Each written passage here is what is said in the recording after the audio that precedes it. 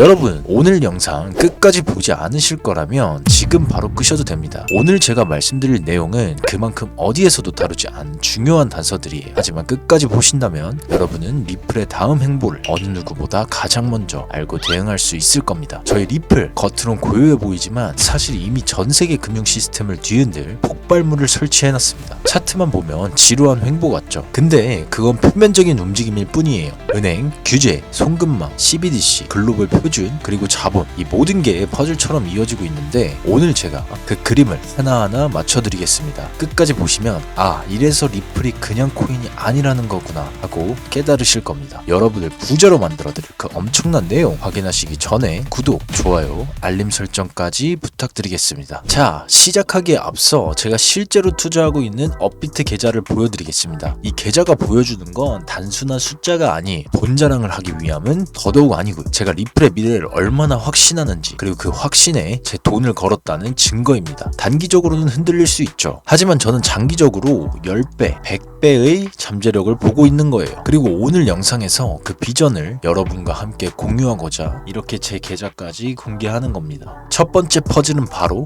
은행입니다. 리플은 2억 5천만 달러를 들여 암호화폐 커스터디 기업 메타코를 인수했는데 그 고객들이 시티, BNP, 스탠다드 차타드 같은 글로벌 은행들이에요. 그냥 고객 몇 명 늘린 게 아니라 은행 금고의 열쇠를 손에 쥐게 된 거죠. 그리고 곧바로 미국 은행 면허를 신청합니다. 여기서 멈췄냐? 아니죠. 미국에서 가장 오래된 은행인 BNY 멜론과 손잡고 자체 스테이블 코인인 RLUSD 준비금 수탁사로 지정했습니다. 커스터디, 은행 면허, 스테이블 코인, 이 세 가지가 합쳐지면 뭘 의미하겠습니까? 리플이 단순히 코인 회사가 아니라 전통금융의 핵심 인프라에 들어가겠다는 겁니다. 여기서 질문 하나 드리죠. 비트코인, 이더리움이 은행 면허 따려고 움직인 적이 있습니까? 없습니다. 리플만이 지금 이 길을 걷고 있다는 겁니다. 은행을 뚫었다고 끝나는 게 아닙니다. 규제라는 벽이 남아있죠. 리플은 싱가포르에서 MPI 라이선스를 최종 승인받았고 아일랜드에서는 VASP 등록까지 마쳤습니다. 여기에 중동, 두바이 금융서비스청으로부터 라이선스도 획득한 후에 입지를 빠르게 넓혀가고 있죠. 미국에서 SEC가 리플을 괴롭히는 사이 리플은 유럽과 아시아, 중동에서 미리 규제 장악을 끝내버린 겁니다. 은행과 규제를 동시에 틀어준 유일한 프로젝트, 그게 바로 리플입니다. 다른 코인들은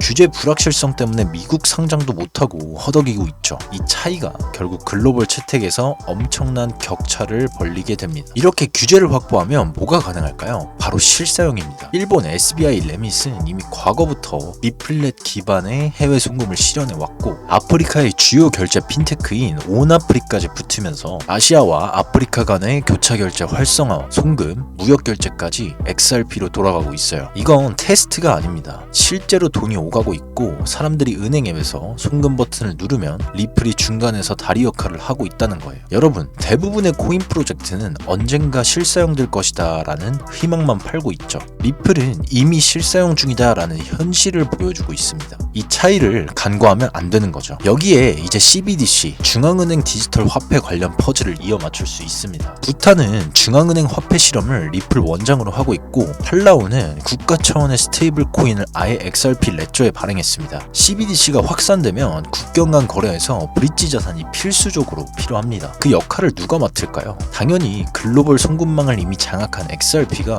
1순위 후보가 되는 겁니다. CBDC가 XRP를 대체한다? 천만에요. 오히려 CBDC가 XRP를 위한 고속도로를 깔아주는 거라고 보는 게 맞습니다. CBDC와 송금망이 붙으면 결국 은행 시스템 안에서 굴러가야 합니다. 은행들이 지금 뭘 하고 있죠? 구식 스위프트 전문을 버리고 ISO 20022로 갈아타고 있죠. 그리고 중요한 사실, 리플은 이미 ISO 20022 기구의 핵심 멤버입니다. 즉, 은행들이 글로벌 표준으로 갈아타는 과정에서 리플은 아예 테이블 안에 미리 앉아있는 거죠. 다른 코인들이 언젠간 은행이 우리 걸 쓸 거야 라고 꿈꾸는 동안 리플은 이미 은행이 갈아타는 바로 그 시스템 속에 박혀있다는 거죠. 마지막 퍼즐은 자본 유입입니다. 리플은 XRP 레저가 EVM 사이드체인이라는 강력한 엔진을 장착함으로써 이더리움 디파이, NFT 자본까지 빨아들일 수 있는 문을 열어버렸습니다. 이건 단순한 기술적 업그레이드를 넘어 리플 생태계에 아예 패러다임을 바꿀 중대한 사건인 거죠. 이더리움에서 막혔던 자본이 리플로 넘어오면 어떻게 될까요? 수수료는 XRP, 브릿지 자산도 XRP, 결국 유동성 자체가 XRP로 흡수됩니다. 은행, 규제, 송금, CBDC, 표준화, 자본 유입, 이 모든 퍼즐이 차례차례 이어지고 있는 거예요. 여기까지 들으셨다면 아마 느끼실 겁니다. 이건 그냥 코인이 아니라 금융 인프라 자체가 리플 위에서 돌아갈 수도 있겠구나. 정리해보면 리플은 은행 금고를 뚫고 규제와 송금을 장악하고 CBDC와 표준을 엮고 마지막엔 자본까지 빨아들입니다. 이 정도 그림이면 단순한 알트코인이라고 치부하기엔 무리가 있지 않습니까? 리플이 글로벌 금융 인프라의 핵심이 되는 건 결코 먼 미래가 아니고 모든 게 맞물려서 터지는 순간 $100 가는 건 더 이상 허황된 꿈이 아니라는 거예요. 하지만 그렇다고 해서 단순히 리플 하나만 보고 몰빵 투자를 하시면 안 됩니다. 물론 중장기적으로 리플은 계속 들고 가야 할 메인 중에 하나가 되어야겠지만 단기적으로 여러분에게 큰 수익을 안겨줄 코인들은 분명 또 존재한다는 겁니다. 모든 투자에 있어서 초기의 투자자들이 가장 큰 수익을 가져간다는 건 여러분들이 모두 잘 아실 겁니다. 그 초창기에 위치한 테마가 아직 시작도 하지 않은 리플이 이끌고 있는 송금 테마인 거고, 아직 저평가된 관련 코인들이 엄청난 수익을 안겨줄 것이라고 수많은 전문가들도 예측하고 있죠. 그치만 초보자들에게 수많은 종목 중 그런 특별한 걸 골라내기란 쉬운 일만은 아닙니다. 아직도 주변에 코인으로 부자된 사람을 찾아보기 힘드신가요? 그 이유는 바로 대다수의 사람들이 비트, 이더, 리플 같은 덩치 큰 종목에만 몰리기 때문입니다. 이런 투자로는 더 이상 몇백, 몇천 %의 수익을 볼 수 없어요. 실제로 2021년 상승장에서 1위 수익률은 디센트럴랜드로 4,500%, 2위는 보라코인으로 3,500%, 3위는 엔진코인 2,000%로 한마디로 상승장에서의 수익률은 비트코인, 이더리움, 리플이 아니라 바로 이 세 가지 중소형 종목들이 더 높았다는 겁니다. 2017년엔 50만원이 4개월 만에 1억이 되고